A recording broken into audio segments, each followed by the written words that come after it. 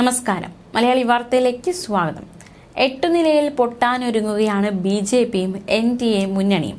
പ്രധാനമന്ത്രി നരേന്ദ്രമോദിയുടെ ആകാശത്തോളം ഉയർന്ന പ്രതീക്ഷകൾ തിരഞ്ഞെടുപ്പിന്റെ ഓരോ ഘട്ടവും പിന്നിടുമ്പോൾ തകർന്നടിയുകയാണ്.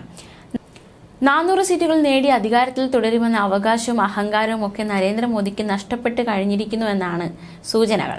എങ്ങനെയും 250 സീറ്റ് തികയ്ക്കാനുള്ള തത്രപ്പാടിലാണ് എൻ.ഡി.എ മുന്നണി.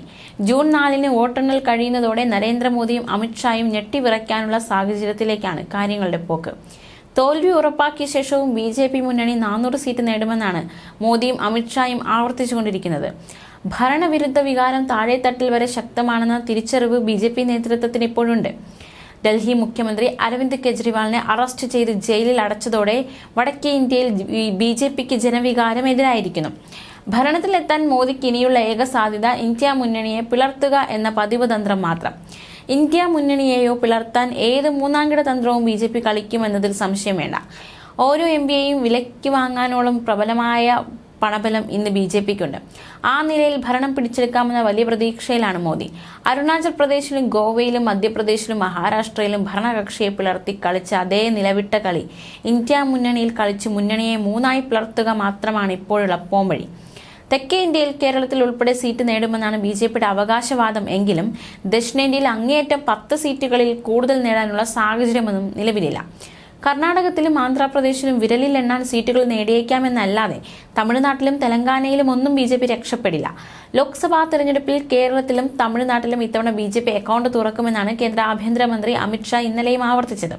മമതാ ബാനർജിയുടെയും തൃണമൂൽ കോൺഗ്രസിന്റെയും ഉരുക്കുകോട്ടയായ പശ്ചിമ ബംഗാളിൽ എൻ.ഡി.എ 30 സീറ്റ് നേടുമെന്നാണ് അമിത്ഷാ പറയുന്നത്. ബീഹാർ തൂത്തുവാരുമെന്നും ഒഡീഷയിൽ 16 അതിൽ കൂടുതലോ സീറ്റ് നേടുമെന്നും തെലങ്കാനയിൽ 10-12 എം.പിമാർ ബി.ജെ.പിക്ക് ഉണ്ടാകുമെന്നും അമിത്ഷാ പറയുന്നു.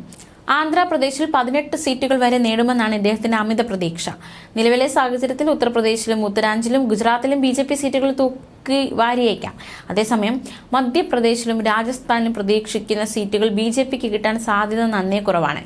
മധ്യപ്രദേശിലും രാജസ്ഥാനിലും കോൺഗ്രസ് 20 സീറ്റുകൾ പിടിച്ചെടുത്താൽ ബി.ജെ.പിയുടെ പ്രതീക്ഷകൾ തരിപ്പണമാകും. ആം ആദ്മി ഡൽഹിയിലും പഞ്ചാബിലും ഹരിയാനയിലും സീറ്റുകൾ തൂത്തുവാരുമെന്നാണ് അവസാനവട്ട റിപ്പോർട്ടുകൾ. ഹരിയാനയിൽ കോൺഗ്രസ് സ്ഥിതി മെച്ചപ്പെടുത്തുമെന്നും റിപ്പോർട്ടുകൾ പറയുന്നു. നിലവിലെ സാഹചര്യത്തിൽ മഹാരാഷ്ട്രയിലും ബി.ജെ.പിക്ക് വലിയ നേട്ടം കിട്ടാൻ സാഹചര്യമില്ല. ഒഡീഷയിലും ബീഹാറിലും ബി.ജെ.പി സീറ്റുകൾ പിടിച്ചെടുത്താലും ഛത്തീസ്ഗഡ് കോൺഗ്രസിന് അനുകൂലമാകാനാണ് സാധ്യത. ഇപ്പോഴത്തെ നിലയിൽ എൻ.ഡി.എ മുന്നണി 225 സീറ്റുകളിൽ ഒതുക്കപ്പെടുമെന്ന് ദേശീയ മാധ്യമങ്ങൾ റിപ്പോർട്ട് ചെയ്യുന്നു. രാജ്യത്തെ ന്യൂനപക്ഷങ്ങളും പിന്നോക്കക്കാരും ഒന്നടങ്കം ബി.ജെ.പിക്കെതിരെ നിലപാട് സ്വീകരിച്ചതാണ് എൻ.ഡി.എയുടെ പ്രതീക്ഷകൾക്ക് തിരിച്ചടിയായിരിക്കുന്നത്. മോദിയുടെയും അമിത്ഷായുടെയും വർഗീയ കാർഡ് മുന്നണിക്ക് നേട്ടമുണ്ടാക്കുന്നില്ല. രാമക്ഷേത്ര നിർമ്മാണം ഉത്തർപ്രദേശിൽ മാത്രമേ ബി.ജെ.പിക്ക് നേട്ടമാകാൻ സാധ്യതയുള്ളൂ. ഹിന്ദു വർഗീയത ആളിക്കത്തിക്കുന്ന മോദിയുടെ നിലപാടുകളെ രാജ്യത്തെ പുതിയ തലമുറ ഉൾക്കൊള്ളുന്നില്ലെന്നതാണ് എൻ.ഡി.എ മുന്നണിക്ക് തിരിച്ചടിയായിരിക്കുന്നത്. ന്യൂസ് ഡെസ്ക് മലയാളി വാർത്ത.